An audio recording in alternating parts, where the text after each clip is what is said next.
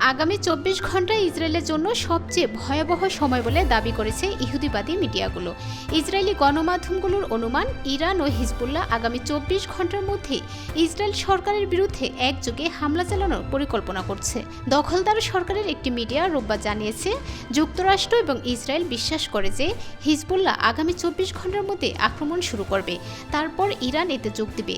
আরেকটি ইসরায়েলি সংবাদপত্র ঘোষণা করেছে, হিজবুল্লাহ আগামী দিনে ইসরায়েলের বিরুদ্ধে হামলা চালাতে বদ্ধপরিকর।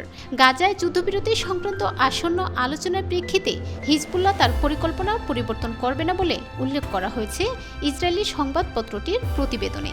ইহুদিবাদী মিডিয়ার মতে, দামেস্কে ইরানের কনসুলেট ভবনে ইসরায়েলি বাহিনীর হামলার প্রতিক্রিয়ায় গত এপ্রিলে ইসরায়েলে ব্যাপক ক্ষেপণাস্ত্র ও ড্রোন হামলা চালায় ইরান। সম্প্রতি তেহরানে হামাস নেতা ইসমাইল হানিয়াকে হত্যার প্রতিক্রিয়ায় ইসরায়েলি সরকারকে শাস্তি দেওয়ার প্রতিশ্রুতিও দিয়েছে ইরান সরকার।